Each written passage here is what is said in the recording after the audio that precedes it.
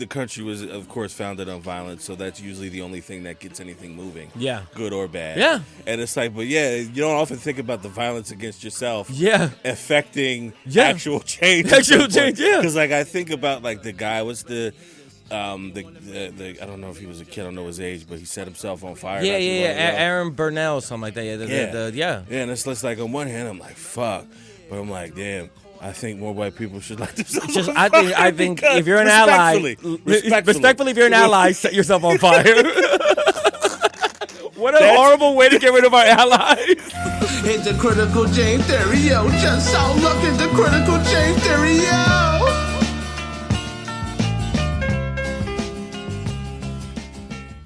All right, good? Yeah, I'm good. All right. Hey, everybody. Welcome back to another episode of Critical James Theory. I'm your host, James Knight. Before we get started, I'm going to get the filthy business out of the way. Patreon.com/Critical James Theory, because to quote Daryl Charles from an episode or two ago, help. Okay? Just help. We need it, to pay the bills. We recently just got to over 2,000 subscribers. So that's dope. Thanks. Keep doing that. I'm trying to get to 100,000 so I can, start making money and shit. And, you know how this goes. You've done it before. I'm new here. At any rate, thanks for watching. With me today, he is the host of the My Undocumented Ass podcast. Excuse me. You may have seen him opening for Janelle James, Roy Wood Jr., D.L. Hughley. His hilarious comedy album, A Temporary Summit, is available to buy right now. Kind of fresh, off of a headlining weekend in Austin, right? Yeah. Hell yeah. His undocumented ass himself, Mr. Che Guerrero. Yo, where's the applause track after that? You were the first. I'm dying over it because you're the first person to actually do research about what I've done. So the fact that you put it together, I was like, yo, I sound pro. Who is coming up? Who opened up for Janelle James, D.L. Hughley? Oh, well, that's me. Damn, dude, I need you to write my bio. You believe in me more than I do. And these are things I've actually done. Damn. Hell yeah, man. I take pride in that shit because, there's nothing more, outside of this, there's nothing more annoying to me. Yeah. I'm not the most energetic person, period. Yeah. But, I'm pretty good at hosting. Yeah. So, I hate when, because a lot of comedians kind of just this is what I did today. This is my monotone voice. And that's fine. But if you're hosting, come on. Just don't be don't just be all right, here's your next comment, just with Che Guerrero. Don't do that. Yeah. Just, if you're the host, give them a little something. Give the audience something to give a fuck about. Yeah, absolutely. No, and I appreciate that. Yeah, you came in prepared, and that's one thing, I try interviewing people and, just do some research, man. Don't come in with questions that they've been asked 1,000 times, hey, especially somebody big, with me, whatever, we're friends, get to know me a little better, but somebody big, you got freaking Jessica Alba in front of you, he's like, so where were you born? You're like, damn, just asking Jessica Alba, was she born? I think we got over this already. It's just like, J-Lo, what block? What Bronx? Yeah, I which heard. one? What Exactly. Bronx? Yeah, which one? Well, we do want to know. Talk to us about the Major Deacon. It's my only Bronx reference. That's pretty good, too. I was like, oh, I only know that because I heard it from fucking, what's his name, Tracy Morgan. Oh, I had a hilarious. dumb joke about that. Oh, okay. Jimmy's Bronx Cafe. It's two Bronx references. Oh, Hell yeah, man. Welcome. Thank you for having Good me, to have man. you, man. His undocumented ass, man. That's me, man. Been doing that now on TikTok since the pandemic started. Yeah. And it's just unbelievable to the place that it's gotten. Because, I tell people this, I actually started making TikToks from the bathroom of the nursing homes I was working at during the pandemic. Hell yeah. Yeah, because I was so, bored, because I'd be doing 16-hour shifts, and during the pandemic, you had to have everybody in their own room. So it wasn't like you were doing the kind of work you were doing before, taking patients in and out of the room, taking them physical therapy. No, it was just everybody in their room until they rang. So sometimes I had a good 30, 40 minutes where I had nothing to do, every hour or so. So I was just like, screw it, I'm going to make TikToks in the bathroom. And it went from doing that to, getting to headline comedy clubs in Austin, Texas. So it's not too bad for 4 years later. I know. I was fucking on TikTok. I don't think I followed you at the time because I'm not a TikTok guy. Yeah. So it was hard for me to get into it. But I had saw you just through the algorithm. I was like, Jay's algorithming right now. Holy shit. Fuck Yeah. Yeah, Like, it's yeah, always weird when you see someone Yeah. hitting the algorithm, Yeah. and it's like you're hitting it. Like, you, Alex Perlman. Like, I'm like, Perlman, yeah. like, these some motherfuckers that I just talked to Yeah. at the bar, like, half in the bag. You know what I mean? Coming like, up on the algorithm. You know what I mean? So the one thing that I always take pride in when it happened, it was so awesome. It was like my niece came up to me, and she lives in like Yorkville, Illinois. Like, I had gone to visit, and she goes, "You know that you're coming up on my friend's FYP?" And I'm like, "Yo." When the friends are going, "Isn't this your uncle?" Then I'm like, I made it. Oh, yeah. We definitely going to have to chat about that, because I don't understand any of that at all. Yeah, man. You got to chop this up. I'll be trying. I got a couple that did okay. Just keep going. Bro, chop this up into how long is this whole thing? Like an hour? Yeah, chop this about up an hour. into 100 videos, 1 minute each, and put them all up. Who cares? Yeah. You never know which one's the one's gonna hit. You never know which one's the one that people are like. That's why people go, "Yo, what's your biggest tip on social media?" I go, throw everything at the wall. Yeah. There is no failure. Like, oh, my video got 400 views. All right, you failed. You got 400 people saw it. No big deal. Do you know what I mean? The next video, if it's good, 100,000 views. Yeah. Figure out what you did right, recreate that. Yeah. And then you'll figure out what your niche is. Simple as that. Oh yeah, because it's so hard to predict too sometimes, because it's like one thing you'll hit, it'd be like, oh shit, I got 7,000. Oh shit, Yeah. and then your next one be like 2. Yeah. It's yeah, like, yeah. You're gonna look out like I did okay last time. And that's why I've had to put like a very serious like regimen on myself to not get overwhelmed with social media, because like at one point, especially now everybody knows aware of this, that like the beta program and all those programs pay really well. They pay you like somewhere between $1 and $1.50, sometimes 67 cents per 1,000 views, right? So somebody like myself who's getting almost 10 million views a month, that comes out to some pretty. It's okay. It's okay. It's okay. It helped me, not be cleaning ass anymore as a nursing assistant. You know what I mean? You know what I mean? So, but then it becomes, if a video doesn't hit, then you're like, oh man, I'm riding the high of that money, so I better make that money, so I better make another video, So some days I'll be making 9, 10, 11 videos, just trying to, for the day, make at least $300. And you think like, okay, well, you're at home making, no, psychologically, it's messing with me. I'm running around the internet, trying to find something interesting to talk about, trying to figure out. So now it's like, no, 3 max. That's what you get from the internet. An hour in the morning. If I do a video and it doesn't hit, an hour in the afternoon. If I do a video and it doesn't hit, an hour in the afternoon. At night. But if like the first one hits and I get like 1 million views, you guys will see me tomorrow. Do you know what I mean? Because then I could like go write. Yeah. I can go perform. I can go do other stuff. Like I'm not driving myself crazy about, all right, something hit today. Unless there's a major news stories I got to cap, I'm gonna go write some jokes. Yeah. I'm gonna go work on my screenplay now. So you gotta have a balance. I can't imagine with like kids who like this is the only thing that they've known. Yeah. And like this is like they're gonna do this instead of like I don't know, maybe not to say that you can't, but it's like they would rather do this than learn a trade or something, which is fine.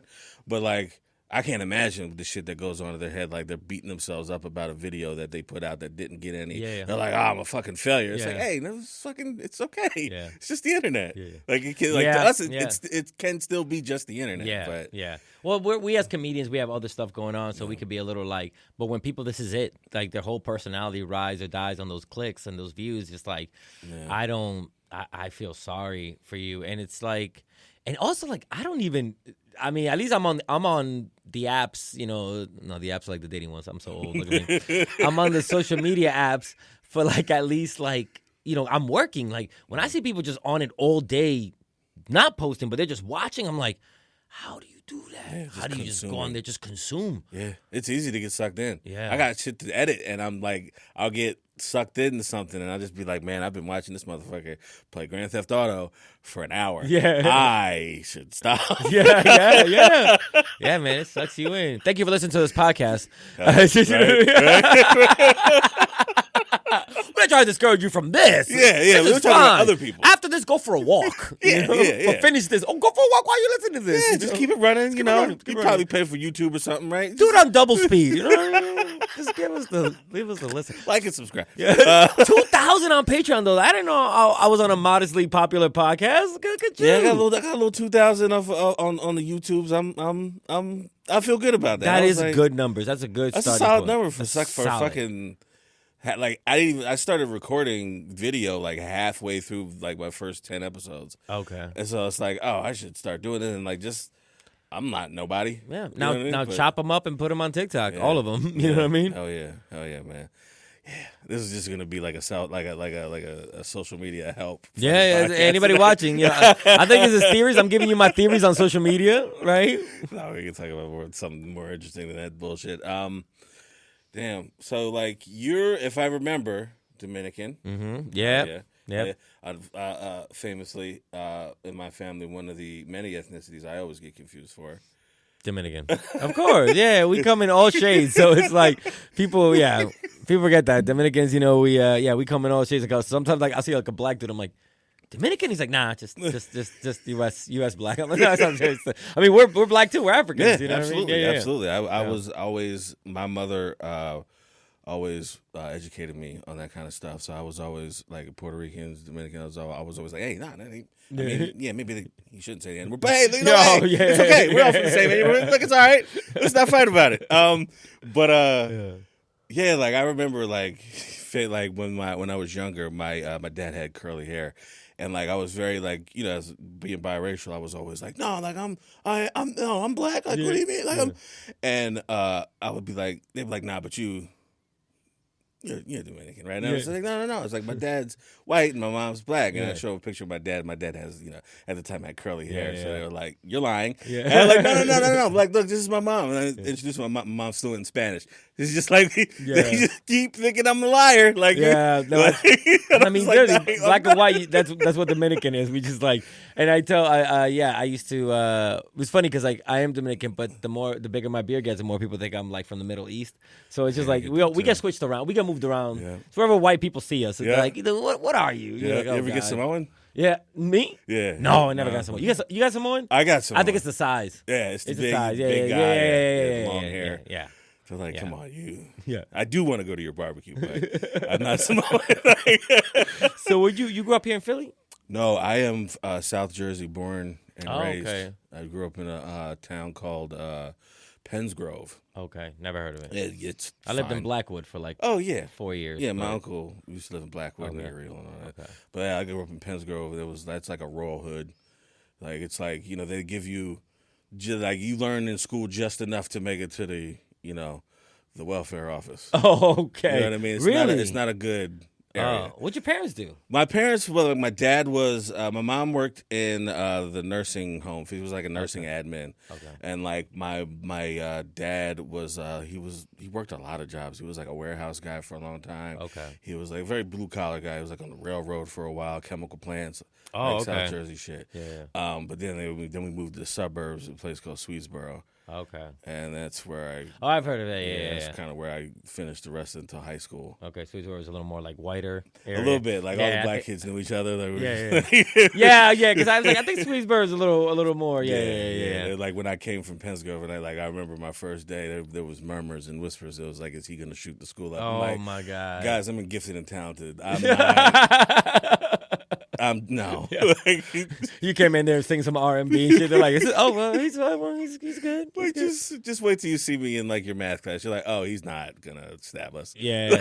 It's funny when I left New York and I went to Illinois. Like, I didn't realize how much being like from the hood of New York really was. Like, people were like, oh shit. And they're like, hey, like I had a real thick New York accent at the time too. So like, yo, say talk and walk and coffee. They were making me say all these words like I was a pet. Say I'm walking tall, getting some coffee. It was just like garbage. That was the word that set it off. Garbage. Yeah, I was like, that's garbage. And they're like, excuse us? Where are you from? I was like, what do you mean I'm from? I'm from New York. They're like, say these words. So it became that. So what part of New York are you from? Well, I grew up in Woodhaven. So that's not too far from Jamaica, Queens, which is like where 50 was shot. Everybody knows Jamaica, Queens. Yeah. So I grew up, but I was born in DR. Okay. So my origin story is I was born in DR. And then my mother decided to like concoct this plan to get away from my dad, which is how she like kind of got us out of the country without him knowing. And then we ended up in first DR2, Washington Heights. That's DR2. Electric Boogaloo, as I call it. So I ended up in Washington Heights for like the first 2 years, and then we went over to Woodhaven.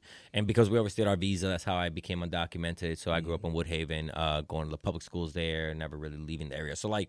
Yeah, for me, whenever people, where you from? I'm like, man, I would say my formative years were in New York.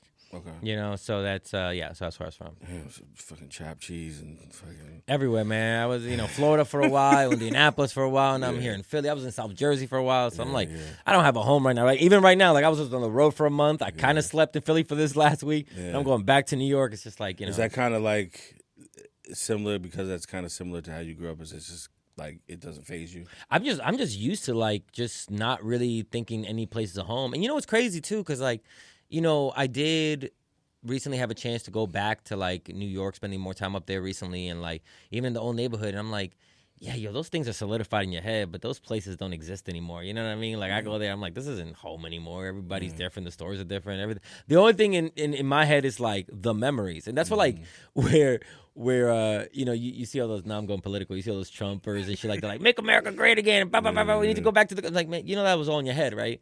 There was never a golden age and shit. That's all in your head. You know what I mean? Like, it sucks for y'all too. Y'all were poor. Like. Yeah. You were poor then, you're even poorer now. Your money's going even further down. I understand why you liked it back then, because, cheese was like 20 cents or some shit, but come on, man. Like, come on, man. We were all fucking... We're all in the same like poor neighborhoods. We're all like, if we just like, I wish humans. I mean, it's a tired trope, but it's like I wish humans would just figure that out. Like, hey, like it's really just us against rich people. Yeah. Oh man. But they're so good at making us hate each other. They're really good at it. So good because at they it. make you think that you can be them very easily. Oh yeah. Yo, I'll never forget. Like when I used to watch Bill Maher, I don't watch him anymore. He said a line that like shocked me. He just said it like not even thinking about it. He goes, yeah, most Americans in this country believe that one day they will be rich. And it's like something like 80% of Americans think that poverty is just a pit stop on their way to riches. And the whole audience laughed, and I was like, oh, no, wait, that is actually most Americans think that poverty is just a pit stop. Like, they're just like, oh, this is my origin story. Yeah. Oh, when I had to eat cups of noodles into my 50s. Yeah. And you're like, hey man, you're 50. Yeah. You know what I mean? Like it's arguably it's a good mindset to have, I guess. So like you don't off yourself. But like, you know what I mean? But like, nah, man, I'm going back to indigenous and African cultures where killing yourself was a way of showing your master, like, you are not going to get me like this.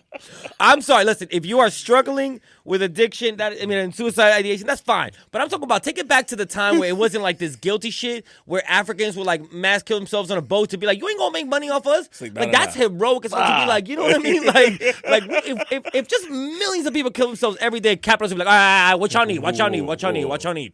Come on, relax. Whew. Please, have we made it that tough that y'all be killing yourselves? We need to slow this shit down if this is where we're driving you to, on a massive level. Yeah, man, just all of us off a cliff. Watch them go. No, my gains, my stock. They wouldn't even see people. They would just see, oh no, more iPhone users dying. Yeah, the shareholder, like yeah, that's what it is, man. That's an interesting way to look at, like, when they're just like. The country was, of course, founded on violence, so that's usually the only thing that gets anything moving. Yeah. Good or bad. Yeah. And it's like, but yeah, you don't often think about the violence against yourself. Yeah. Affecting actual change. Actual change, yeah. Because, like, I think about, like, the guy, what's the I don't know if he was a kid, I don't know his age, but he set himself on fire. Yeah. Aaron Burnell or something like that. Yeah, and it's just like, on one hand, I'm like, fuck. But I'm like, damn. I think more white people should light themselves on fire. I think if you're an ally, respectfully, if you're an ally, set yourself on fire. What a horrible way to get rid of our allies. But we have to lose some. If you love us, you will kill yourself. They don't care about, like, if we set ourselves on fire. They're just like, all right, they just no. If they see so much white potential, just literally burning up. Like, another one of us. What's going on? Another one of us. Like, yeah. Maybe that's what they need. Yeah. And you know what? I respect that guy. You know what? That's actually why slavery didn't stop, because they were like, what? Like 2,000 Africans just killed themselves. Whatever. But if it had been like, oh my God, these white people committing mass suicide in protest of slavery, they would have been like, we need to look into this. Just saying. Yeah. Just saying. It's something to think about. Wow. I never even thought of it that way, because there was mass suicides of enslaved people as a protest, but they weren't white people going. John Brown was the only crazy motherfucker out there, but he fought. You know what I mean? Yeah. But then, like, there's a lot to lose. Yeah. If you're white, you know, oftentimes there's a lot to, you might still be an ally, but there's still a lot to lose. You still got mom and dad's, money that you may not be getting because you're not here anymore. You got to think about that. Yeah, you know, it's That's hard. crazy. That's crazy. That's hard. But you know, if you take anything away from this, We need mass suicide from white people to show capitalists why they're wrong. yeah, Do you understand? It's all part of the Don't bigger take picture. this out of context. No. Start at the beginning where I Yeah. explained what happened in the Yeah. African protests, and then Yeah. okay, don't just cut this out of line like Yeah. Che Guerrero wants white people to kill themselves. Like I know how the internet meth fucks with me. All right? Even if I did put this clip up and gave the context, somebody would be like, "Nah, we gonna cut this." Yo. And it's like, come on, man, They- you know yo. damn well we didn't say it like that. Yo. And it was like I was doing an interview the first time. I felt like an actual comedian. Yeah. Doing like a radio interview, and she asked me a question about that, like, what is the difference between like white comedy and black comedy? Mm-hmm. I was like, oh God. Yeah. And I forget how I tap dance my way out of that, but I was just like, man. what is this? What is this question that you've asked me? If I had to answer that, first of all, black clubs make you better. Yeah. And I hate using, black clubs. Even urban clubs sounds like, I don't know which one to use, but like black clubs or even Latino clubs, they make you better. Yeah. Like white clubs, it's just like, if they don't like you, Yeah. okay. And Yeah. if they do, and if you're slightly even okay, they're just so easy. Like, ha, ha, ha, ha. And they might give you a little wiggle room to figure your shit out at first. Yeah. If you start off a little shaky. When like I opened up for D.L. Hughley that first night, I realized, I'm good for white rooms, but for D.L. Hughley's highly educated black audience, they were not into me in the beginning because I was taking too long to get to the punchlines. I was just too slow. Yeah. I felt slow for the first time in my comedy career because in white clubs, like I can get to a joke in about 30 seconds, 40 seconds, and they're like, haha. Nah, DL's audience wanted me to come on there and within the first 15 seconds be like, punchline. And then every 7 seconds, punchline. Like the last set that I did, I figured it out and I recorded myself. They only gave me a 7-minute opening set. Okay. But by the last set of the night, I was getting a laugh every 6 seconds. Damn. Yeah. Wow. Yeah, that's the quickest I've ever been. And not talking fast. I'm talking about I just edited a lot of shit down. Yeah. Yeah. Damn. That's why white clubs got so many garbage comedians. That's why. But Def Jam was on for 4 seasons and it had 137,000 famous black people come out of there because they were all good. Bernie Mac, D.L. Hughley, Steve Harvey, Dave Chappelle, Chris Rock. All of them came out of Def Jam. Please tell me who came out of Comedy Central Presents. Maybe Mitch Hedberg, I guess. Maybe Mitch Hedberg. Yeah. Like, Louis C.K. He's been canceled. So there you go. Those two, like even when I would watch, I was watching old Def Jam clips, and I didn't know that the woman who played Felicia from Friday was a comic. Yeah. Yeah. And she went up there and fucking destroyed. Oh, yeah. And I was like, to destroy at a Def Jam, like, sure, some of the jokes are a little 90s, but like, killing is killing. Killing. And I was just like, damn, like, what? They were, you had to destroy in that room. That's why when you left that room as a comic, you knew, like, I'm good. Yeah. You know what I mean? But in white rooms, like, we were just talking, I'm not going to mention the comic's name, but I was in a room the other day talking about this white comic who's coming into town, perform at a comedy club. The owner of the comedy club, one of the workers there was, like, at his recording for his last special. And this, big wig for this comedy club was like, I don't understand why we give him any work. The motherfucker is not funny. I have not heard one thing out of his mouth. And I was like, I was looking this guy up because my job with this is like to try and come up with like sketches for the dude. Mm-hmm. And I was like, man, I'll have an easier time coming up with jokes for Wonder Bread. Like this guy was more boring than plain ass white bread. Damn. I was like, white bread. I didn't want to insult white bread calling this guy because white bread serves a purpose. Put some bologna, you know what I mean? Spam on it. Cut a hot link in half. Ooh. This guy's not even anywhere near that useful. Yeah. I noticed it, and I'm not. I ain't been in the game for. Well, I say that, but I've been around for a little bit. But I've noticed it. I'm just like, damn. I mean, you gotta keep the lights on, Man, but crazy. Like every time I've seen, like, I remember when I was working across the street from Helium. I would see these lines outside. I'm like, damn, who's fucking out here? And it's like YouTubers. Yeah. And it's like, you guys, What do you? Yeah. I get it. Like I was like hating that. And I was just like, what the fuck? But I from a business perspective, you gotta keep the lights on. Yeah, listen. The unfortunate part of it now is that it is the YouTube following, the TikTok following, and it sucks because the people who are very good at doing crowd work and setting up cameras, they're the ones that are gonna like get the viral videos because, excuse me, I've noticed that like. The reason why crowd work videos work so well is because the audience at home feels like they're just another member of the crowd. So they're looking into this crowd work that this comedian is doing. And those guys are really good at like putting up the cameras, setting it up. They have 3 or 4 and then they go around the road. But then when people have come up to me and go, hey, I saw so-and-so live after watching his TikTok videos and his written material sucks. I'm like, yeah. Because he's showing you, listen, crowd work is great if you could do it, but crowd work every night doesn't go well. Nah. Do you know, like, I know that this guy recorded for like 25 minutes before he got that one good 45 seconds, okay? Mm-hmm.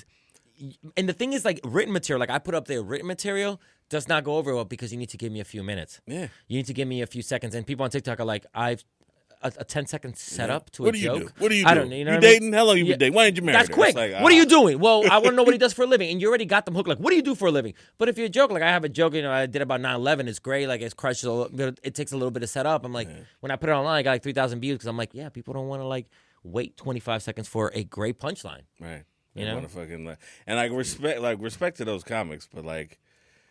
Hey, write a joke, you know? Yeah, I'm saying you have to have both. You should have both. And most people don't. They have the crowd work, and which will only be 20 minutes, and they could write a whole career off that 20 minutes. And then you can be T.I. and then just be a multiple millionaire and just be like, hey, you know what? I'm going to take stage time from other comedians. Yeah, right? Just do that. Respectfully. Just do that. But, yeah, T.I., hire me. I'm open for T.I. We're going to take a quick little break, and we're just going to come right back. Perfect. All right? Cool. Yeah, they were just saying that they were using Storm properly in the show. Oh yeah. Because like in the comic books, she was like the big gun. Like she was like she could literally control the weather. Yeah. Like this is the like I'm gonna call her out just when we're done with this fight. All right. Yeah. That's exactly. Actually, funny. That's exactly what she's just off on the sidelines a lot. Like whenever they tap me in. I'm in. I'm ready to go. And it's just tornadoes and storms, and it's like, yeah. Hey, yo. I wonder if you had the power of storm, would you ever use the powers, like her powers, just to get out of shit you don't want to do? Hell yeah. Where it's like, oh, it's raining today. It's not. It is now. So you know how that works, right? Sorry, I can't go. The roads are flooded. Are they? Can't. It's flooded just right here. Flooded, just raining right here. I do that shit just to get out of stuff. All the time. You ever heard about this thing called machine gun tornadoes? It's like, what's that? It's like, take a look outside. Just a bunch of quick rapid tornadoes coming out in the sky. Oh my god! Just to get out of a piss test or something. What a fucking racket! Even prior to me being like smarter, I was just like, man, what? Like, whatever somebody does off the top when they're off the clock is not your business, dog. I mean, don't come to work like that. But yeah, other than that, yeah, a lot of people can manage your stuff. Yeah. That's why I like being a comic. Once I was like, I ain't gotta, yo, bro. You know what? Screw it. Let's tell you the story. Yo, one time, like, I had to get a job as a nursing assistant. I don't do it anymore. And I'll be smoking weed, whatever, right?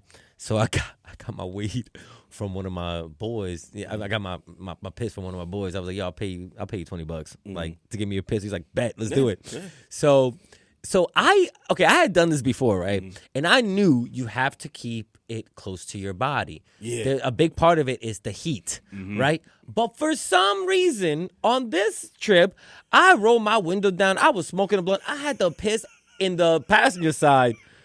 Like it's riding with me. Like, you good over there? Like, yo, when I get there, I'm wearing the wrong pants to this. I'm wearing boxer briefs instead of Snuggies. Right.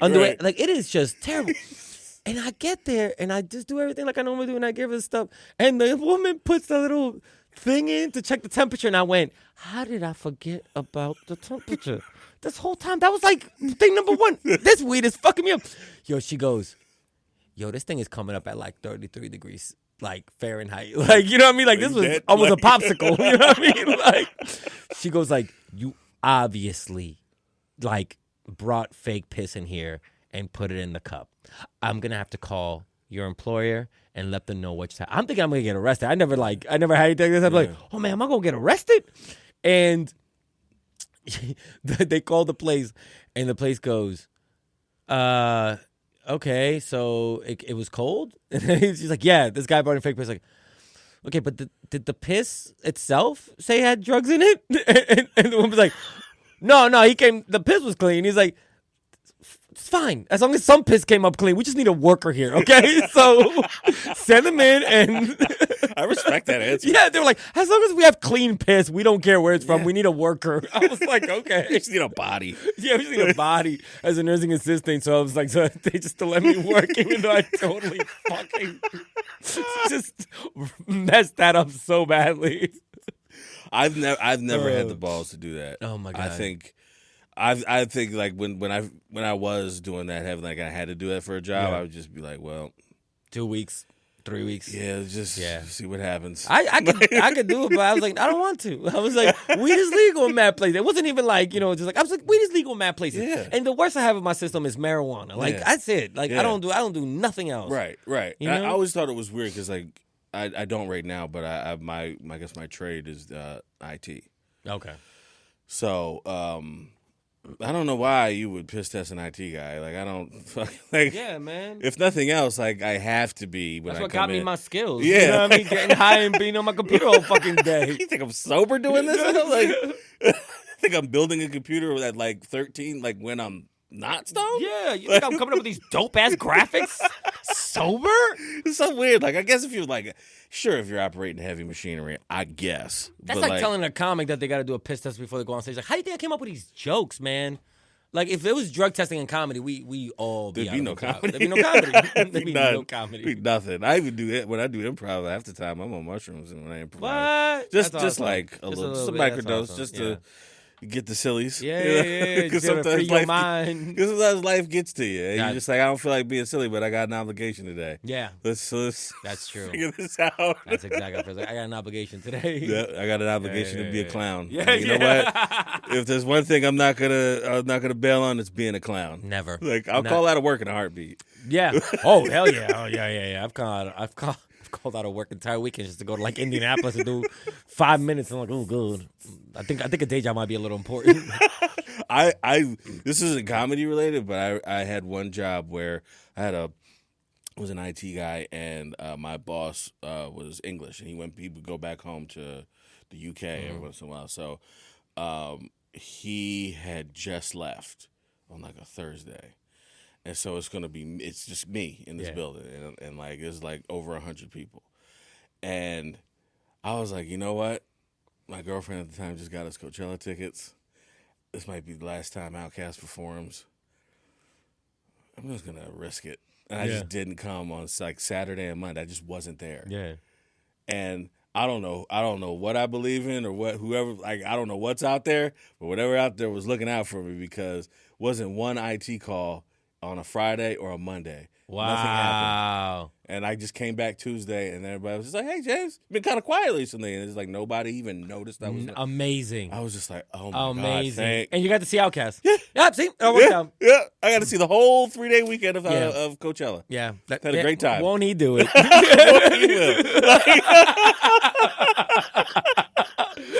He knew your soul was good. He knew your heart was good and you were doing the right thing. Like that. It's like, go have fun. Go have fun. I'll give you 2 days. No IT problem. Computers will work perfect at this company for 2 days. You know what I mean? It hasn't happened since. Nope. That place is closed down. See? Those 2 days was all he needed. I have a funny track record of bosses who, have fucked me over in the past. Yeah. It could just be a coincidence, but I like to chalk it up to karma.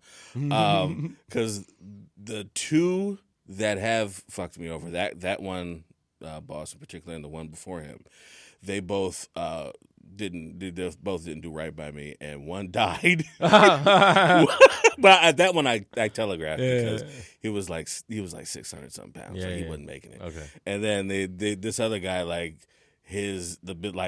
shortly after he fired me, the business closed. he lost his house. Yeah. And I was just like, damn. Yeah. Be nice to me, employers. Yeah. Oh, you know what? Now, whenever I see I've known a couple of dudes who had like a lot of businesses, especially comics, and then it goes under. I'm like, I could tell why. You were a piece of shit. You were a scumbag piece of shit, and you deserve every bad thing that's coming to you. Yep. Yeah, you see it from a mile away with some people. Yep. Yeah. I remember that the one boss I had, he was like 600 some odd pounds, man.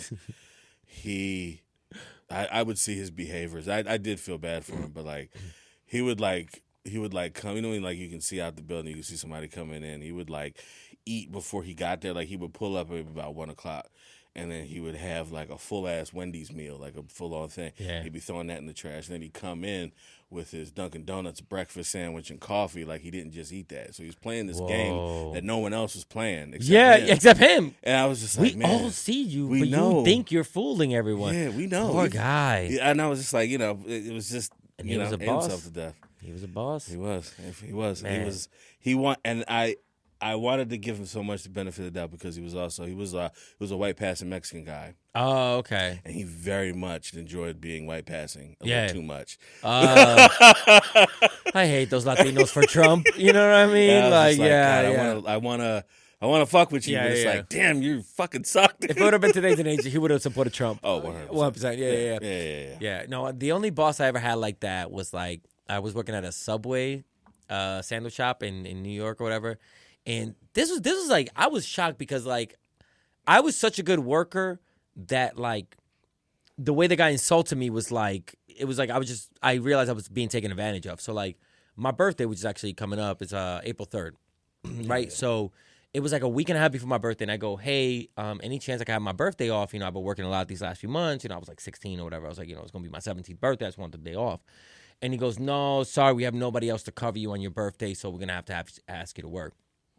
So I was like, it sucks. Like, people have been asking for days off, but I guess whatever, I'll work on my 17th birthday. It's fine.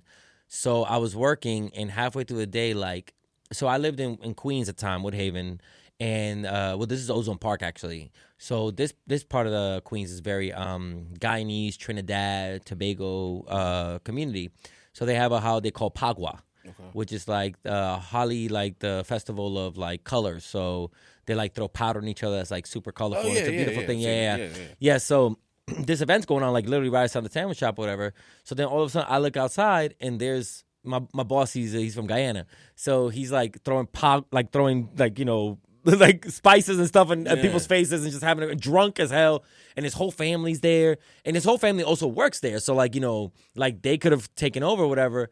So then he comes in drunk, right? His eyes are red. He smells like alcohol, and I kind of got a little mad. I was like, "Hey, I know it's like a festival, but it's my birthday, and your whole family took off for this festival, and it's kind of unfair that like you can tell one of your kids to work for a few hours. Maybe you guys could have traded off, or I would have just worked in the morning." Yeah. And drunk as fuck, he gets to my face. He goes, "What?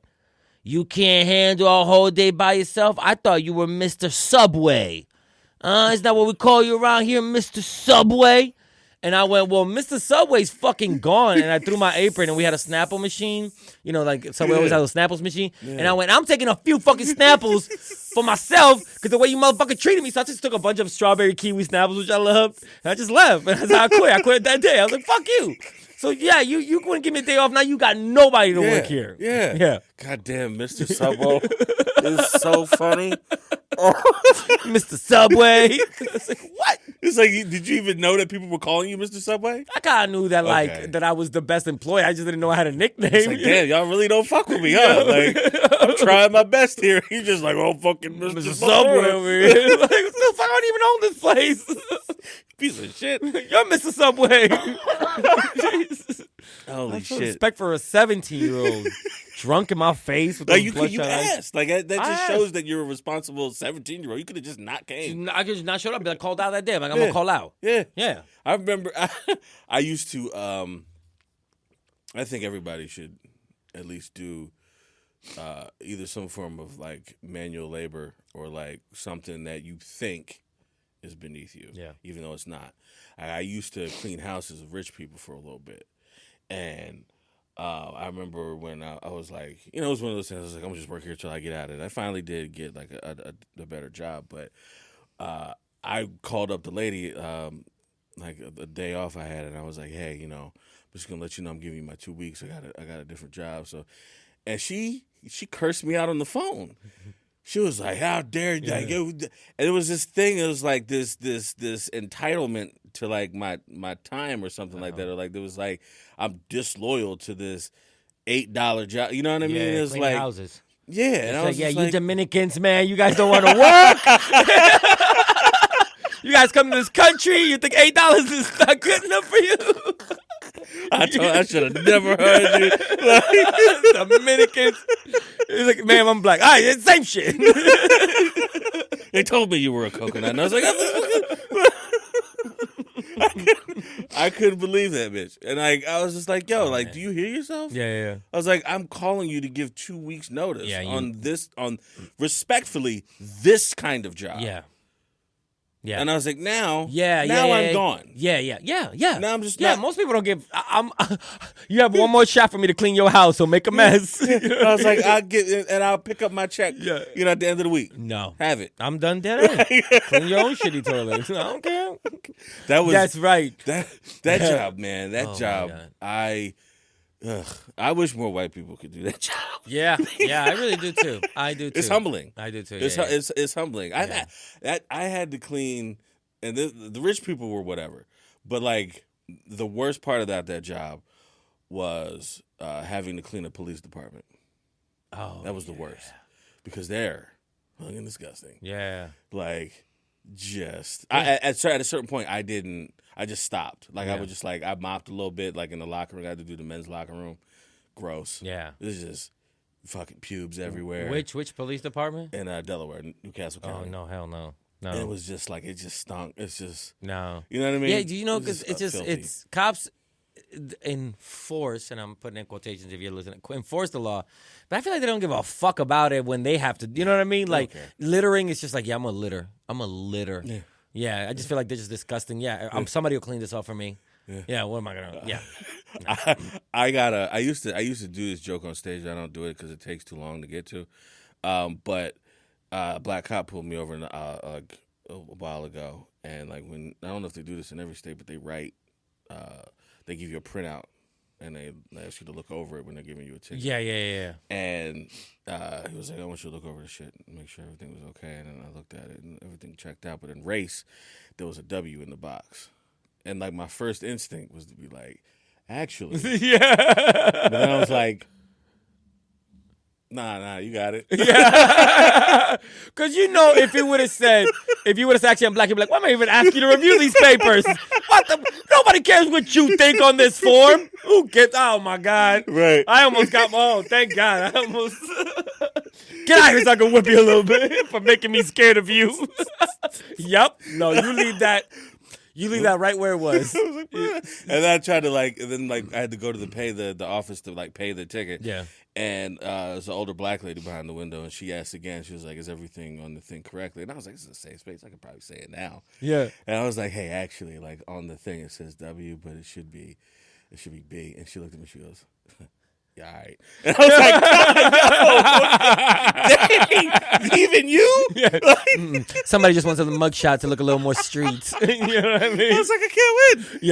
Yo, that's so funny because right now, whenever I'm making a video of someone and they've been arrested and some white person do something crazy or whatever, I look for the mugshot and I look for that B or that W, baby, because I'm like, ooh. Oh, it's B. Okay, all right. My bad. I thought you was a white person. My bad. You're the perfect person to ask this question to, because I haven't cared enough to do a lot of research. Yeah, but maybe you have. Shaun King. I don't know. Here's the thing. I love that. Shaun King was my. Ask me what the meaning of life is. He's the answer to what the fuck Shaun King is. I can't, because on one hand I get it. Like he seems like a grifter. I've done no research. Yeah. He does seem like a grifter. Yeah. And based on what the little bit of knowledge he does, seems like he is lying a lot. Yeah. Seems like it.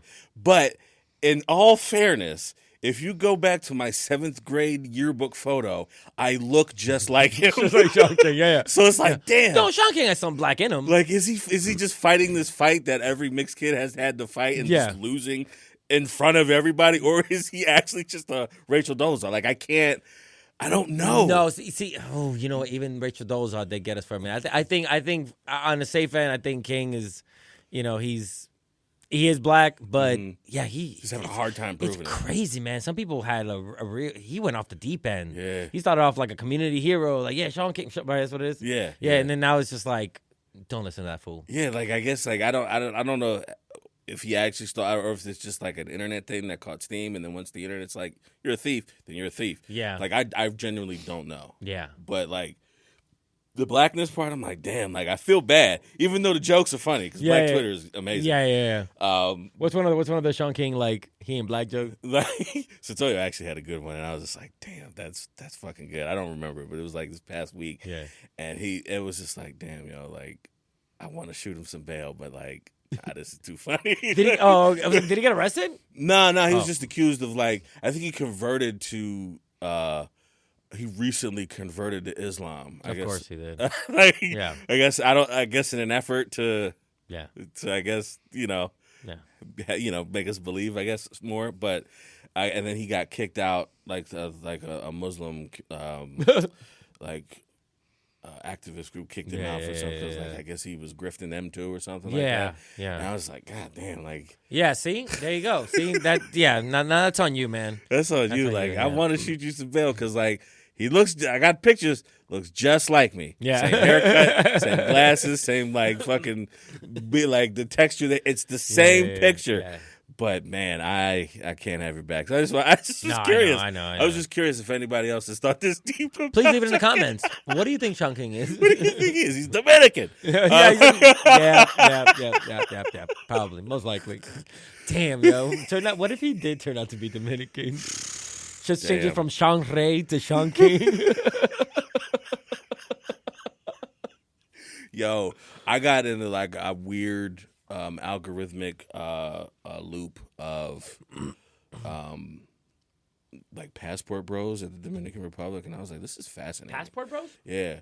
They're just like dudes that are like here, and here they might be a little incel-y, but if they can go to like maybe somewhere where there's a business associated with the business sex, aspect of it. They can kind of buy a girlfriend for a weekend or two. And I mean, hey, it's a business. It's a business. It's a business, man. I ain't mad at you. Like, I mean, I used to do this as a joke, but it's true. Like, sex work is work. You know what I mean? And unfortunately, there are some dudes who feel like if they can't get any, then they fucking snap. But I'm like, hey, if it's just like a business like anything else, hey, I feel a lot better after I pay my $200 every month. Yeah. $100 after copay and shit like that. Something. I don't know, man. Make it part of the health insurance company. Right, like have some like regulations here. Yeah, have some regulations. Your tax weed. Just trust me. Oh my God, if we regulated sex, the government's already a pimp. But just imagine the Secretary of Pussy just like, yeah, today we got our girls. They're doing all right. She's got long French tips. She's like, she's smoking hot. Like, the Secretary of Pussy is so hot. No, I'm saying like commerce will take care of it. The commerce department. You know what I mean? We're raising interest on pussy. It's like what? My God. The interest on penis is exactly the same. It's never moved. I tell you what, whatever creator you believe in created me the right way. Because if I was not a dude, oh man. I'm selling everything. Oh yeah, I go into it. I'm selling it. I'd be dead by now probably. Like, what's funny? One time I was so broke, and my girlfriend, she used to be a dancer, yeah, and she taught me how to like do stuff on the stripper pole and stuff like that. Yeah. And I was thinking to myself like, yo, maybe I could go work at a strip club, and I was like, man, I am not gonna make the money she makes. Like, I don't work out. Like, I'm a skinny dude on a pole. Like, nope, I wouldn't do it. It's like, nobody gonna pay for a husky light skin dude. Like, you know what I mean? Like, no. Maybe not women, but there's like a bear community that might hire your boy. yeah. It just sucks, But is that a fraud? Am I a fraud though? Like, if I'm like a straight dude and I'm like dancing at a bear club? No, you're playing a role. No, you're playing a role. You know what I mean? Yeah. It's like when you see like straight dudes in movies play gay dudes. Like, hey man, you just gotta play a role. That's another fucking thing that I always worry about, and I'm gonna ask you too. I think I have the answer. I think I'm just thinking too much about it. My girlfriend, she's ex-girlfriend, half black and Mexican, and I always feel weird when like you know how, like all right, let's just say somebody is you introduce yourself to somebody for the first time, a host of the mic, and he's like, "What's your name?" And you're just like, you say your name, and he's just like, "All right, here's Che Guerrero," and then like I always feel I don't know should I. Is it hokey for me to do to say your name as you say it to me? Like if you say Che Guerrero, should I? Is it goofy if I say it like that, or should I just? No, I actually it's funny because we've had this debate on TikTok a lot about like how sometimes we Latinos change our names.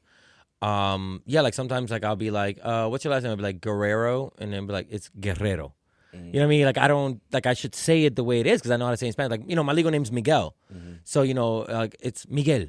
It's supposed to be Miguel, but I'm like it's Miguel. I kind of change it a little bit. I'm like, well, it's Miguel. You know what I mean? So I should. But people don't put that inflection on, so I don't do it. Okay. But yeah, if you were to be like Che Guerrero and try it, even if you fumble, I'm like, at least you tried. Yeah. It's always that second roll. With The first R, I got it, but that second roll, Guerrero. Fat ass tongue.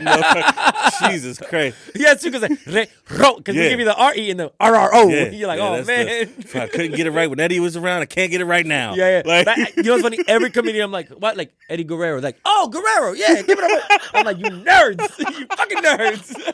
You specifically of a specific generation nerds. Because, the 22-year-olds, they're like, who? And I'm like, oh, you son of a bitch. Yeah, my friend was like, however they say their name to you is just say it how they say it. Yeah. Like if she says her name is Marisol, you say Marisol. If she says Marisol, you say Marisol. Yeah. And I was like, fair. Yeah, you know what? Actually, I have a friend. She's from Venezuela. She's like, I'm like, what's your name? She's like, Laura. And I'm like, oh, Laura. She's like, no, Laura. And I'm like, you know what? Laura sounds much better than Laura.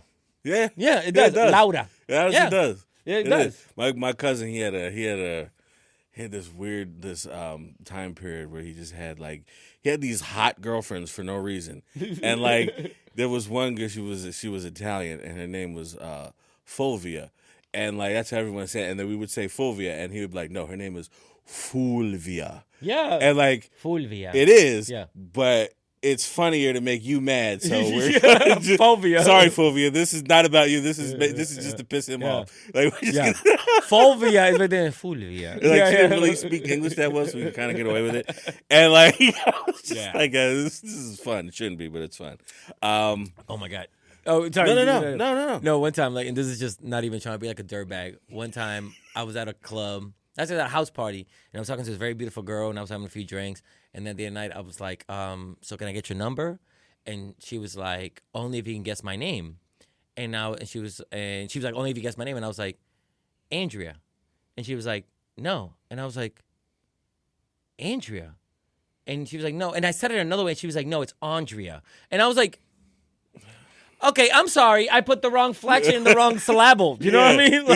But I had the spelling right, but she was just saying it in a different way. I was like, oh, I'm sorry, but I had your name. Yeah. You were fucking with me. Yeah. That was it's like Tara or Tara. Yeah. It's like, hey, I'm here. Yeah. I'm in the building. Yeah. Just on the wrong floor. I was like, Andrea? No, it's Andrea. I'm like, oh, that's what was it. Andrea? Yeah. Andrea. I was like, I'm so sorry. I didn't know the technicality. Technicality. Didn't get the number though. Did not get the number. I was like, you know what? Fair enough. If she has that high bar, good for her. Yeah. It's like if I can't remember where to put the right inflection, I can't be with him. I'm like, hey, you know what? I have no standards, so I'm glad somebody has some tonight. Hell yeah! We'll take a quick other break and then we can wrap up. All right, yeah. Another break. Yeah, I didn't watch that Candice Owens interview. Yeah. But I saw a clip where they were like, whoever the other host is now, the lady on there, she said, God is good.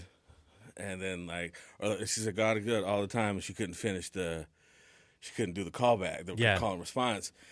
And she was just so confused about where that came from. And she just didn't get it. And I was Candice? Yeah. Wow. She just didn't think that God is good all the time, God is good. She didn't just know that. That's it's like Black 101. And I was like, it's funny to me because I grew up Jehovah's Witness. We didn't even say that, and I knew it. Yeah. How did they just miss you? Yeah. Damn. Candice Owens. How did that miss you? Yeah. I don't know. Yeah. I wonder about those types. I don't know. It's disappointing. We have them in our community too. Yeah. Unfortunately. Yeah, the Latinos for Trump. They're a big problem, yeah. Yeah. I learned that there's a large section of Cubans who are very pro-Trump heavy. They are pro-Trump, but they're more like anti-communist. Mm-hmm. So they grew up during that era that it's like, anything that even involves like free healthcare or whatever is seen like as Castro to them. Okay. So they like because before Fidel Castro was like this guy named Batista who was like a puppet for the U.S. government, and he allowed. That's why like Havana was like the place where Frank Sinatra went to gamble and slap women around. You know what I mean? It was freedom. It was freedom for white men in Cuba. Right. And then the white adjacent Cubans, got to reap from that. Taste. Yeah, Desi Arnaz and all that. He was part of that white Cuban. Then when the Fidel Castro revolution came around, and made them gave up their money and their enslaved people and all that stuff because they still had like slaves basically. That's why that's why the first flock of Cubans coming to the U.S. were very accepted by the U.S. government because they were like, this is Fidel Castro removing a capitalist dictator, from Cuba, and we have to let these educated capitalist Cubans in, and that's why like anything communist, like they're like, but then like certain generations don't really fuck with Trump like that because they're more from like people who have escaped. I mean, there's still a lot of people who have escaped and are like, we need more of a communist situation. I don't know if you know that like Scarface is actually based on the second wave of Cubans that came to the U.S. Because the first wave, while they were educated and people loved them, the second wave where there were so many people who were trying to leave the island that Fidel Castro was like, all right, I'm going to let 100,000 people off this island. It was like a mass exodus of Cubans. But in it, he put a lot of people who were like, from mental hospitals and stuff. So that's what the movie Scarface is about. It's about Fidel Castro letting Cubans into this country, and a lot of them are like criminals from prisons. And that's why the very first line in Scarface is Al Pacino going, Jimmy Carter told me I could come here. Yeah. You know what I mean? Because that actually was what fucked Jimmy Carter with the second election was Reagan being, look at him. He's letting these criminals in. There's a movie about it, So that sounds very familiar. Yeah. Ronald Reagan was like, they're letting the Cuban criminals in. Damn. Yeah, you sound familiar, right? Yeah, it sounds eerily similar. Sounds eerily similar. Yeah, that's how he came. That's how basically how Reagan got into power was basically saying Jimmy Carter is letting dangerous Cubans into this country. Damn. Yeah. Wow. Damn. Yeah, Scarface was part of that mythology too. Yeah. Helping drive that narrative. Yeah. So as much as people love that, Cubans and Latinos love, I'm like, that movie helped push policies that fucking hurt our community. I'm just saying, right. You giving a white man playing a fucking fake ass Cuban this much credit, and it was a movie that was propaganda to show how evil immigrants are. Yep. Okay. Put them on your barbershop. Yeah. I was like, as I'm covering up the poster in my wall, like, I got the deluxe DVD version with the steel case. I'm just like, you even got the TBS edited version just for fun when they say, like when he says, like, have you ever seen that? No. Oh my God. One of my favorite things was like YouTube videos where they would be like the Scarface unedited version and the edited version. So it'd be like the unedited version would be like, this town is like a good pussy waiting to be fucked. And then the edited version is like, this town is like a good chicken waiting to be plucked. It's always, and when they do that, the voice doesn't match out. A good chicken waiting to be plucked is my favorite dubbing ever. Holy shit, that's good. Yeah. God damn, I'll never watch Scarface the same way again. Yeah. God damn. Glad I ruined it for some people. Even if it's just one. I'm like, that's a propaganda movie. It's good, but don't fucking fall for that shit because it hurt a lot of people. We all did. There's a video game. There's a Scarface video game. Yeah, it's everything. Yeah, and it's like Grand Theft Auto Light. Oh, that's right. Yeah. It's fucking, damn.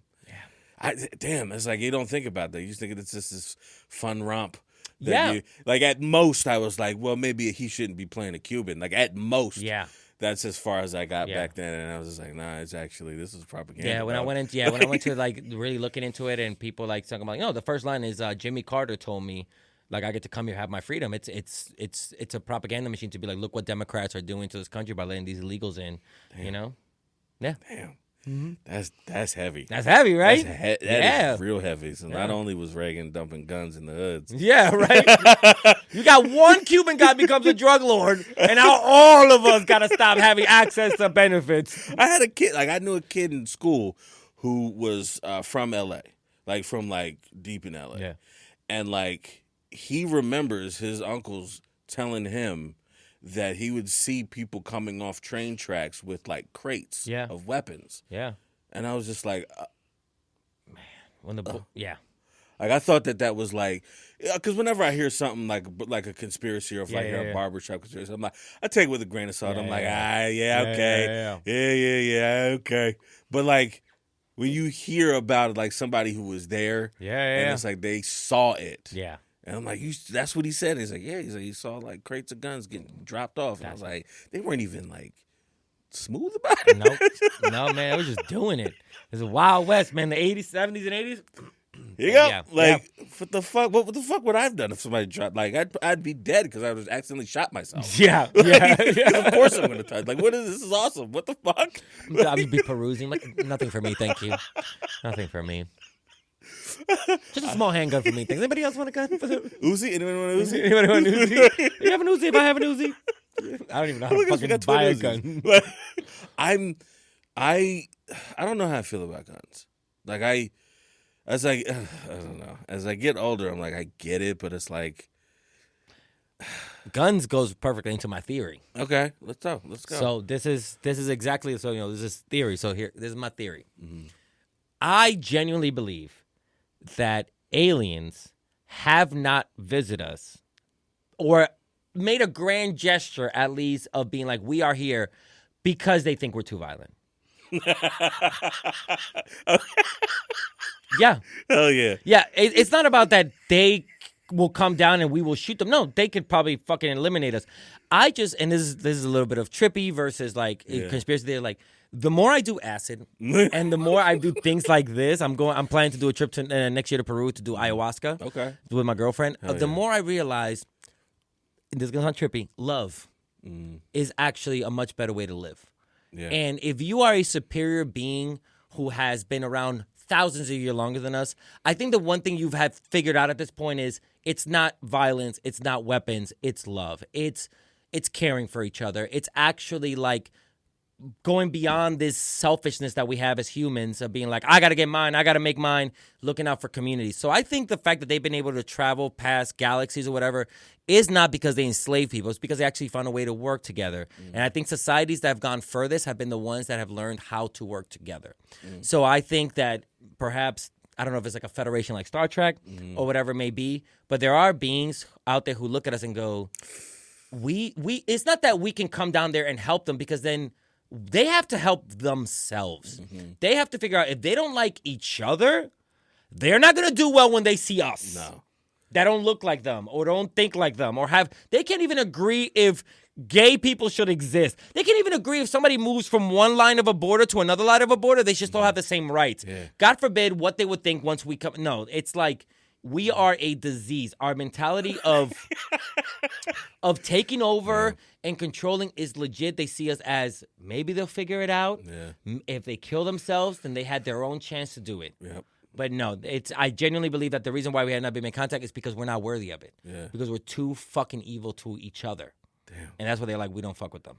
Usually I like to like go back and forth, but like I agree with that. You know what I mean? It's not that crazy. It's not that crazy. It's not that insane. You know what I mean? Like I would, like if I, like it's no different than when if a neighborhood you're not from. Yeah, and you don't know the politics of that neighborhood, or maybe you do know the politics. I think they do know the politics, and they're just like, you know what?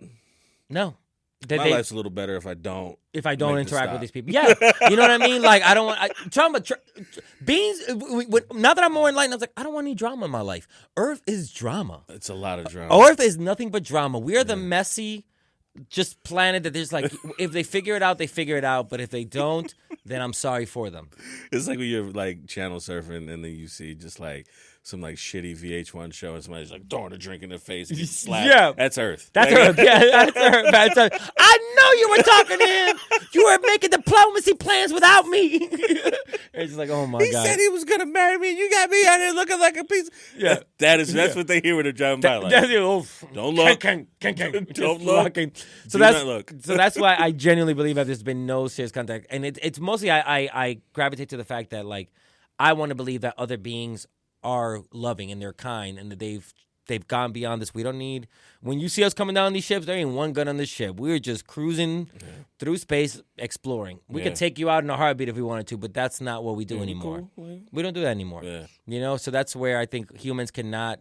I don't even know if we're able to ever evolve to a place where we're just like, no, we don't need to invade another country. We don't need to, you know, we could share resources. We can work, you know, but no, humans are too much. Do you think they've tried at some point to be like, well, let's you see how quick technology has advanced from 2002 to like 2008. Yeah.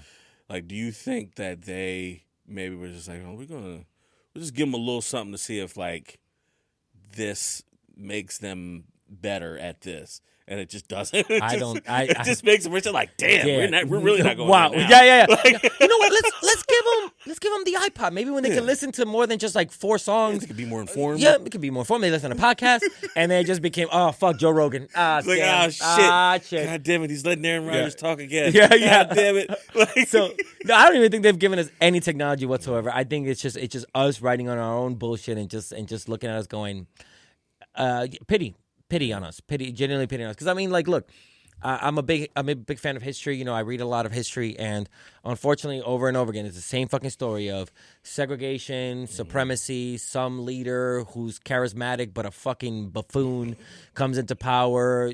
You know, Napoleon, fucking Caesar, all this shit over and over again. I'm also talking about the white dudes. You know what I mean? You know, black and brown people. That's always what I say. I always want to put a sign, a big ass sign that if after we are extinct, if aliens come. I want a sign to say we did this to ourselves, but honestly, it was mostly white people. Like, you know what I mean? Like, we did it, but somebody's got a little more blame. You know what I mean? But it was mostly white people. If we're looking at the wall, those 40 fucking odd number of presidents. Yeah, there's a trend, right? Yeah, and don't think the orange one is he's with the whites too. He's the ultimate white. We still don't even give the brown one a pass. But isn't it crazy how Obama's legacy has been like not just tarnished by Trump, but like history as we looked at Obama going, yeah, other than like giving health care, the dude did nothing. Nothing. He sent mad drones to kill motherfuckers. Put more kids in cages, started the apparatus to put kids in cages, gave ICE more funding. It was just like you look at it and you go, it was all optics. Yeah. We got a black president, and Lin-Manuel Miranda is doing Hamilton at the White House. Yeah. I thought that was the greatest shit in the world, and I realized, man, this is a guy who's barely doing shit, doing a play about a white guy who enslaved his people. Like, goddamn, this is a weird ass fucking world we live in, and this is the best we can get. This is the best we got. We were geeked when we saw Obama hooping. Oh my God! Like when he made that 3-pointer, when he made that 3-pointer, oh my God, I nutted. I did. I was like, my president is black. I was like, oh shit, he's got a little weight on his playlist. And he's like, drone. Let's put on a little lollipop while we drone these motherfuckers, shall we? I'm gonna drone you like a lollipop. God, this is a sick country, yo. Yo. Hey, I used to hate when like I was never like a super like this is our country over everything, but it was just like when other people. I was fortunate enough to be able to go other places when I was younger. Yeah. And I saw how they looked at Americans, and I was always just like, "What the fuck? Man, ain't that bad?" And then as I got older, I'm like, "Damn." Yeah. See, that's why so many people don't leave the U.S. don't know about anything else. Like that's why being an outsider coming in, that was it for me. I even do a joke about this recently, where the movie that I saw on my flight. On my way to the U.S. from DR was Aaron Brockovich. Remember, you ever seen that movie? Yeah, that was with Julia Roberts plays like this white lawyer. She had like leopard. I remember. Like, yeah. She was like a funky lawyer. Yeah. She finds out that like this company is polluting the local water, so the residents are getting sick, and that's the movie I'm watching coming to America. Going, this where the fuck we going? Are you fucking serious? Y'all taking me? So I was jaded from the jump. I landed at JFK Airport going like, ain't nobody drink that fountain water. Give me Fiji. I was already asking for Fiji as soon as I got here. So when you're on the outside looking in, you're like, this is ridiculous. Yeah. I remember the first time I saw my feet in the ocean in the Dominican Republic. I was like, wow, my home is so beautiful. I can see my feet. My parents took me to that fucking Far Rockaway Beach. I was like, where are my feet? This is some pond brown fucking water. Where are my feet? There's an Italian kid pissing in the fucking right there. You're like, damn, there's a bathroom right there, man. Frederick, it's Federico. Sorry, that's not Frederico. That's Federico over there pissing in the water. I legit, like, the first time that hit me, like, my dad liked to go on cruises. I didn't really care for them because it was just like we're in a petri dish. Yeah, that's exactly how I think of them. Especially now. Yeah. But even back then, like, I was just like, all right, my dad really liked to go on cruises. And I remember we went on our first cruise, and, like, one of the stops was Haiti and the Dominican Republic. And I remember it was the most beautiful beach I've ever seen in my fucking life. Yeah. And there was, like, a moment where they had like a barbecue, like, thing set out. And I was, like, eating barbecue or whatever. And, you know, I'm being nosy. And they had, like, there was just a weird fence. It was just a regular-ass fence. You couldn't really see it. It wasn't it was like a wooden fence. You really couldn't see, but there was like a crack in the thing. I'm being dumb, like, and I looked through the thing, and I'm literally seeing another kid looking through, and I felt like so bad. I was like, oh. He's like, there's like, because you're in your own bubble. Yeah. And it's like, oh, there's people right here. Oh. That life isn't this barbecue. Yeah. Because you were more part of a resort. Yeah, like we had inclusive stopped thing, somewhere. And they were just like looking in. Yeah. Oh, and it was that's and I was crazy. Just like, fuck. I remember I talked to my mom. I was like, what the fuck? She was like, yeah, like, yeah, this is, you know, and I was just like, fucking. The first time you witness poverty, you're like, oh my God. Like that kind. Like, I've seen, like, you know, hood shit, but, like, it was you just were like the Buddha seeing it for the first time and giving up all his wealth, you know? like, take it. You want these Jordans? Yeah. I don't need them, man. I don't need them. I don't need them. That's crazy. I was just like, that's when it first, like, kind of clicked. I was just like, holy shit. Like, oh, wow. Man, am I the problem? Dad, are we the baddies? Dad. Are we the baddies? I used to give my dad so much shit. Oh, my God. That's a good throwback. I like that reference. Yeah. I can't let that one slide. But I used to give my dad, as an aside, I used to give my dad a bunch of shit just because he was white. And he was a good sport about it. Oh, that was the white dude. Yeah, Oh, okay. For some reason, I thought he was a black dude. He had the curly hair. I was like, oh, okay. No, he's a white dude who had a perm for a little bit. That's funny. But I used to give him all kinds of shit. Yeah. And my black grandfather did not understand our relationship. Because I would just, you know, just for fun. Yeah. I would just call him, like, he would be like, hey, son, how you doing, devil? Like, I didn't mean it. Like, we were like, my dad was like my homie. Yeah. So, like, we could joke like that. My grandfather pulled me aside and was like, you really shouldn't, your dad's a white man, but you really shouldn't talk to your father. I was like, we're just joking. Yeah. Like, if I can't call my dad a white devil, who can I call? Who can I? Like, he has to expect this. He brought himself into a black family. Yeah. He knows this is That's coming. crazy. This comes with the territory. But you grew up more around the black side of your family. They were close. The black side was closer as a family than the white side. Right. I was close with the white side, but they were more, like, they're the kind of family that, like, I'll give you a perfect example. When my grandmother died, no one from the family told us. It's not like anyone was falling out, but, like, my dad didn't even know until somebody from his church called to give condolences. That's how not close they were. Yeah. And that's just, I don't know if that's like a white trope or if it was just with them, but they just weren't close. Yeah. But the black side of the family, they know what you're doing, where you're going at all times. They're just overly close sometimes. Yeah. But I did hang, they had more cousins on that side, so that was the Latino side for me growing up. Yeah, it was more like, you know, because, you know, I've had white girlfriends, you know, so like my mom, my sister, my niece, my nephew, all of them, like, love hanging out with my kids. Like, they come out, we go out there, Like, me and my ex were broken up, but like, when we were together, like, her white side of the family just barely even, like, around. When they did, it was just nothing but, like, you know, this people hate Trump, and I'm just like, what y'all talking about when you're around your nephew? Don't talk about that shit. You white devils. I was fortunate, and a lot of people don't believe me when I tell them this, but the white side of my family, I was very fortunate that they're like cool whites. Okay. They were like the white family. They like set themselves on fire kind of allies? Not that cool. Okay. Not that cool. But like my grandfather was like in like the 50s and the 60s. Yeah. Like he very clearly, like, my dad very clearly remembered, like, when they switched over religions or whatever, and there was more black people than Jehovah's Witnesses or whatever. So my grandfather was just cool with his black friends. He just had black friends, and at that time, you're not going to invite Roscoe and his family into your house. But he had, you know, Roscoe. I forget his last name. He was a sweet old dude. he just had like they were just cool. Like he didn't do that racist shit. Yeah. Like he was a little Archie Bunkery. Yeah. But he didn't do like we're gonna break bread. We're friends. Yeah. Your kids can play with my kids. So it's like I was fortunate enough to not encounter that with my white side. Yeah. Which I know that's not everyone's story because like, I know Brandon Mitchell tells me about the white side of his family all the time. I'm like, Jesus Christ. Yeah. No, I feel bad for my son. Yeah. I generally do because he has his mom's side is like Trump supporting, like Blue Lives Matter. It's tough. So like that's why he don't see them at all. You know what I mean? Yeah, no, they don't exist. They don't exist. No. My son, he's Dominican. Italian. He was talking about Italian. The other side is Italian. Fun fact. That's why his name is Luca with a K. Okay. Yeah. All right. Yeah, that's like. Yeah. Yes, it's Luca Del Mal, so he has like a Italian and Dominican last name. So you don't really know. Like, you don't really know. You're not gonna see the application and throw it away. Yeah. Luca Del Mal. Okay.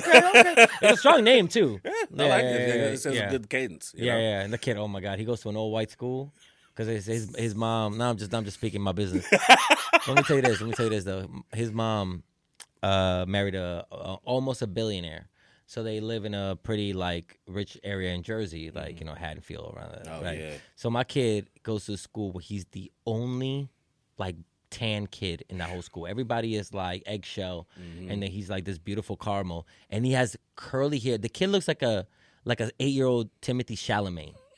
Right? Bro, he has 5 girlfriends. Yeah. And they call each other the Powerpuff Girls. Yeah. When I drop him off in the morning, you ever seen the old Family Feud? Richard Branson, when he used to kiss all the women, he goes, good morning. 5 girls he kisses. All the parents think he's like, oh, he's adorable. He's a multiple kid. He was like, all right, we're looking for the top 5 answers on the board. I'm just like, this motherfucker, how is he so cool? But it's because he's the only cute little brown kid in that white ass school, man. All the girls are crazy for him. Living. Enjoy it. Because one day it's gonna all come to an end. Yeah. When somebody's that cute, that young, you're sorry for the downfall. Because I was awkward as fuck, but it wasn't until my 20s that I was like, all right, I always had that's funny because when we moved to the suburbs when it was mostly white kids, I couldn't, and it's not that I was just curious, like the white girls did not like me at all. Yeah. And that's fine. But I was just always curious. This is just like, huh. And I as I got older, I think I was like, I wasn't white enough. But B, I also wasn't black enough to upset their dad. You know what I mean? Yes. Like yeah. I've gotten black enough from the dads. I've gotten black enough. You know what I mean? But my girls are like, come on, a little blacker if you want to insult me. Hey, come on, man. What are we doing here? Yeah, what are we doing here? What are we doing here, guy? Come what on. Are we doing? You seen yourself? It's like, hey, what do we mean? There's my mom right there. Like, sure it is, buddy. I did go on a first time. I was in my 30s. This was last year. Yeah. The first time I went on a date with a white woman. Wow. Yep. Wow. It wasn't as weird as I thought it was going to be. I thought it was going to be a lot weirder. It did end weird. Okay. Because date when she invited me in her house. When she did the Wakanda thing at the end of the night, I just felt like, all right, have a good night. And he's like, what are you doing? And I was like, hey, don't. She's like, going back. Don't do that.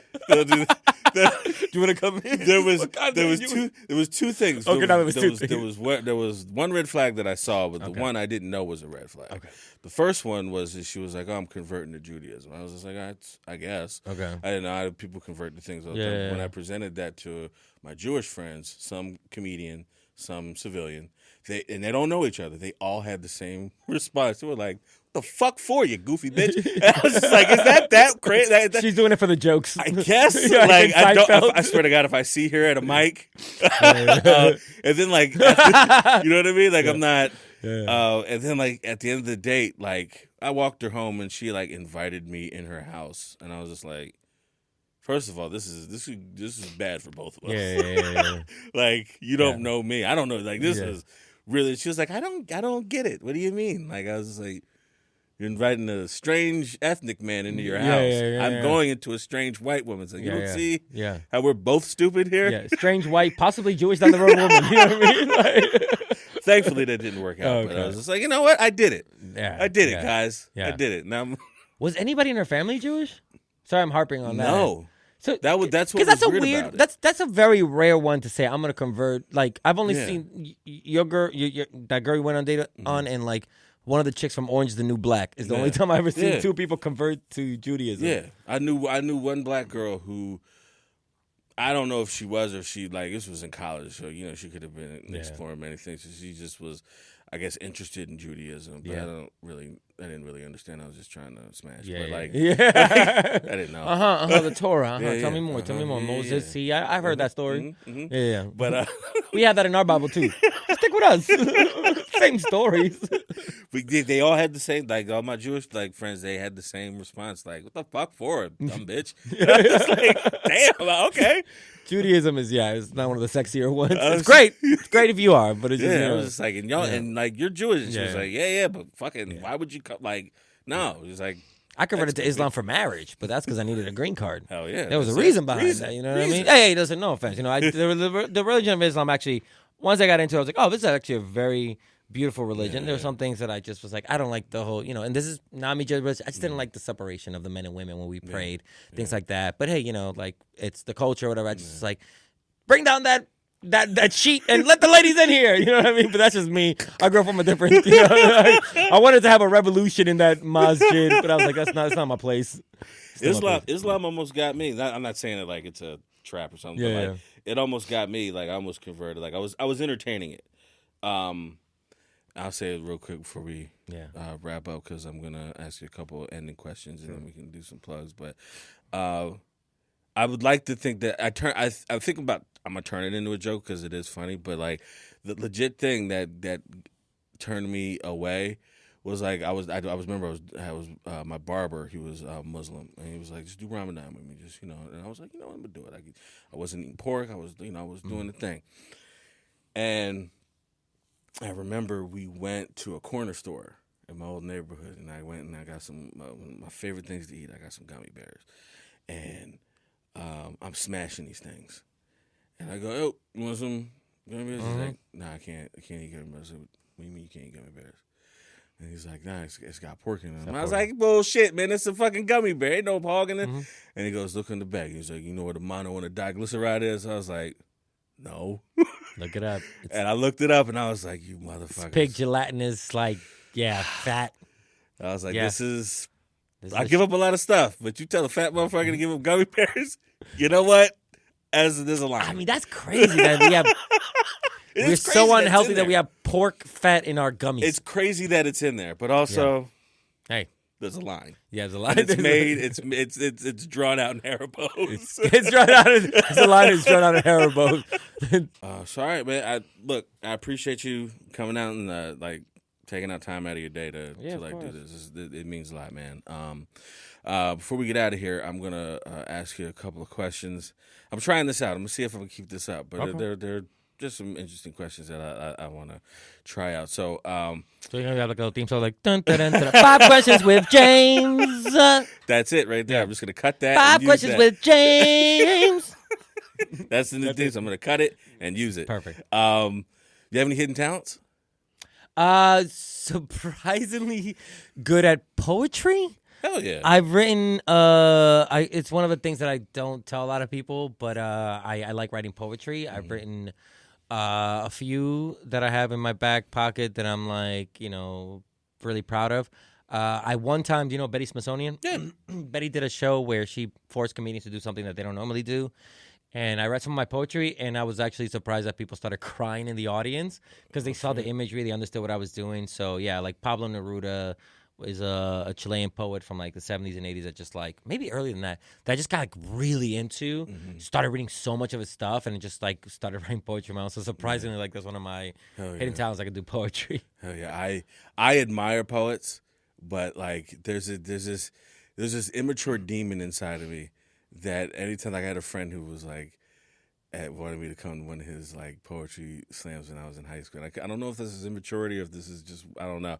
But in my head, I couldn't even focus on what I just wanted to be like, pussy. Yeah. But I do respect in my core, I wish I could do it. Yeah. I wish I could be that vulnerable. I think that's what that is. Instead of doing it, I'm just like, this shit fucking and you're trying to really bring up beautiful imagery and all that, and you're just where the fuck did this Soft. come? Yeah. But honestly, for that, you know what? I started doing it like really like in private, and it had to be like I had to be like really soft and really like it takes a lot. It took a lot because especially like the poems I was writing was like when I found out my son had autism, like when he was diagnosed, and it was like I was writing a lot of like poetry about his autism and like coding it and stuff like that. It was really emotional. Yeah. Oh yeah. 3 of the most important people to your career. It could be just someone who looked out for someone you admire. 3 of the most important people to my career. You know what? Number 1, I would have to give it to, we already mentioned his name real quick, Satoyo. Satoyo has been someone that when I was at my lowest has really helped me believe in myself. And when I thought that I was pretty much done with the comedy game, he's twice given me a lifeline that's kind of like brought me back in. So I owe him a lot. Another one, I guess somebody, we don't speak anymore, but I have to give it to we don't speak anymore, not just because like anything bad, but just like, it's Emma Willman. Yeah. When I first started comedy in New York, she was a really good friend of mine, and she was the one who got my very first album on XM Satellite Radio because she had a show called The Check Spot, and she knew the head of the like the Sirius people at the time, and it was really hip hop. Like I met her like at a bar, and I had like my digital download. It wasn't a CD. It was like and I slid it across the table. I was like, "Yo, check this out." You know what I mean? It's my new album. Listen to it. Like, and she's like, "I will." And if it's cool, I can tell the people at XM. And just one day, I just get a call from someone. I was like, "Yo, I just heard your album on satellite radio," and I was like, "What?"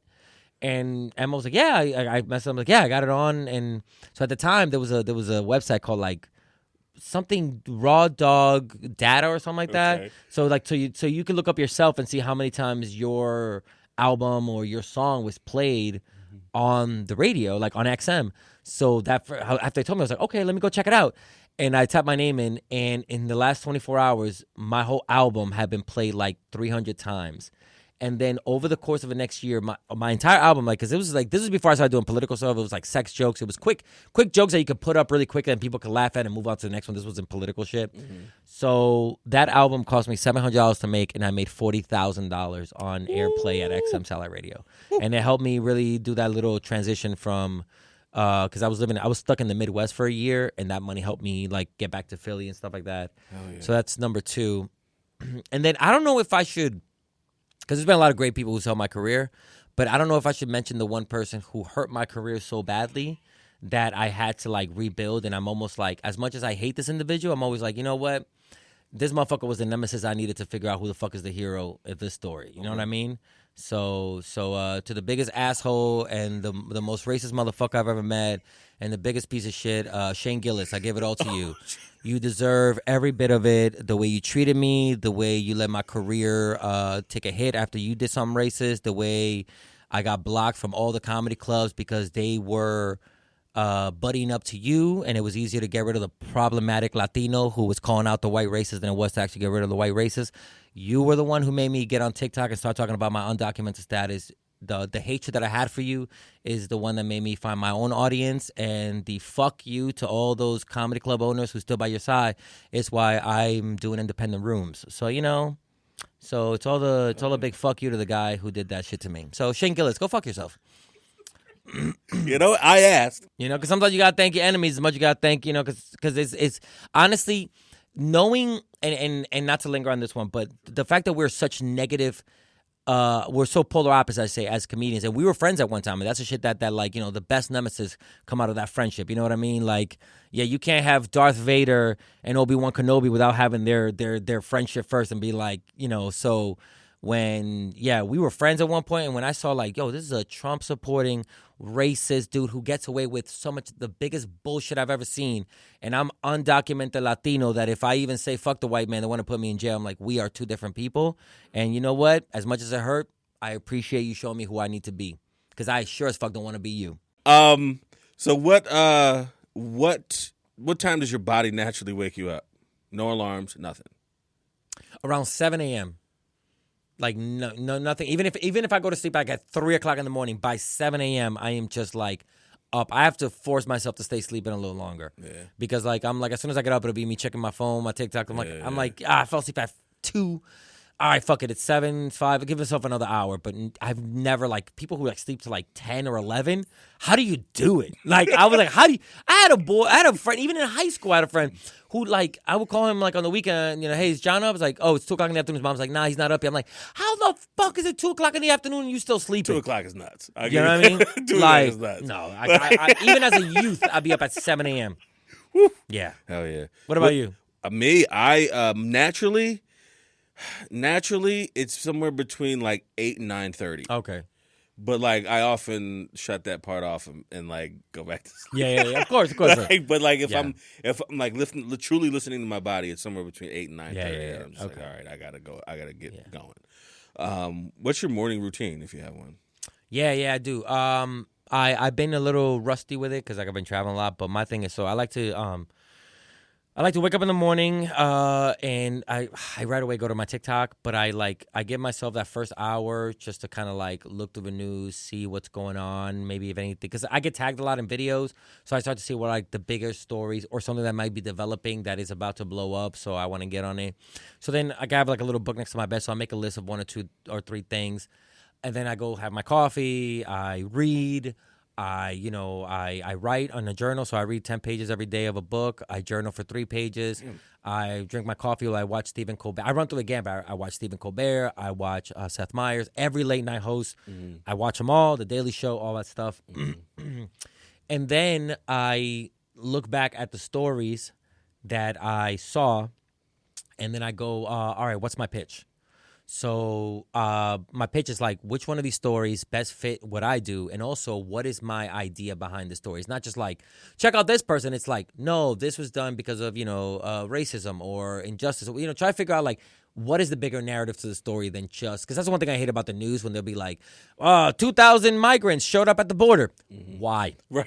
No context. No context. Right? It's not that the U.S. military's intervention. It's not that global warming is causing people. Right. It's not that, the U.S. funded a coup and now people, you have no reason why this is happening. Nope, okay, cool. Up. So my videos are like, why is this happening? So once I pick a story, then I kind of spend an hour at most reviewing it, like looking up facts, looking up statistics, finding like what's my personality in it.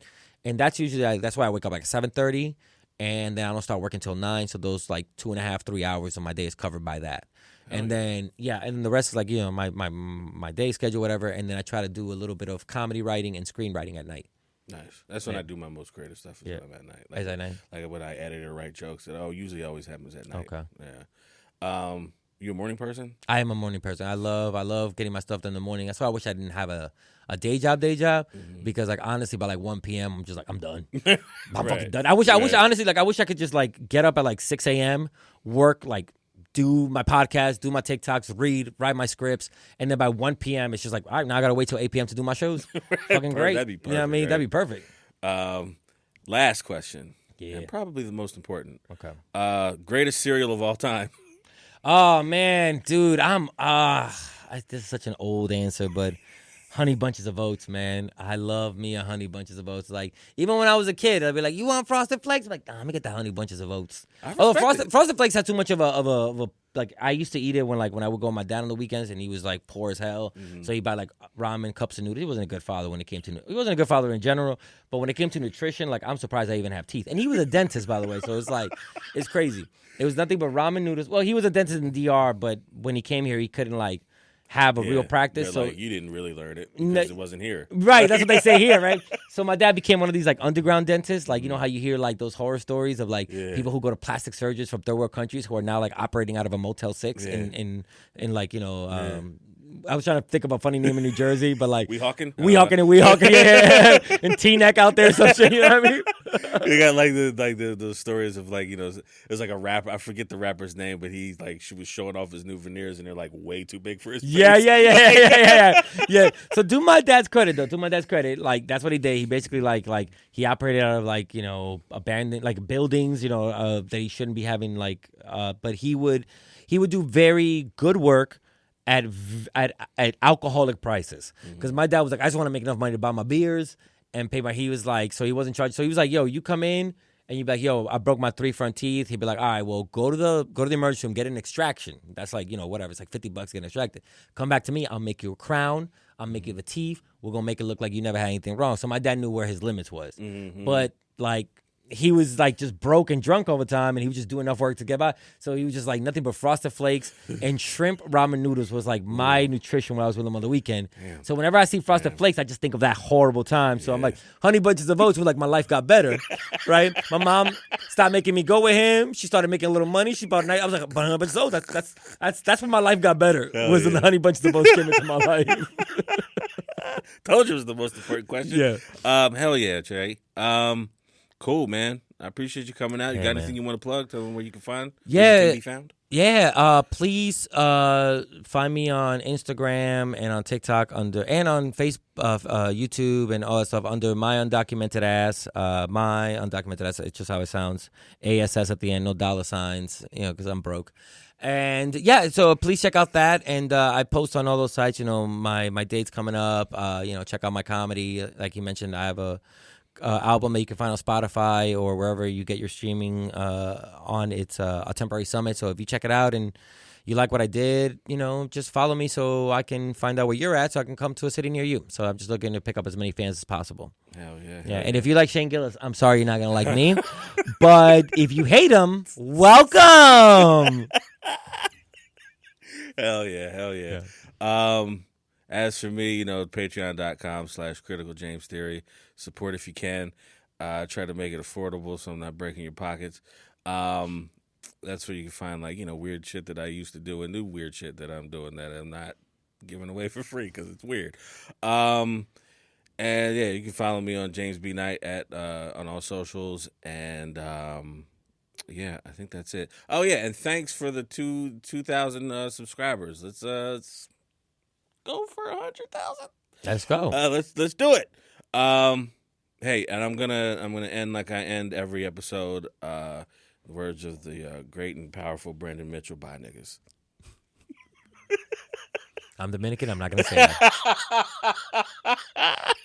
I know my place. Hit the critical James theory. Hit the critical James theory. Yeah, just start looking the critical James theory. Yeah. Hit the critical James theory, yo. Just start looking the critical James theory, yo.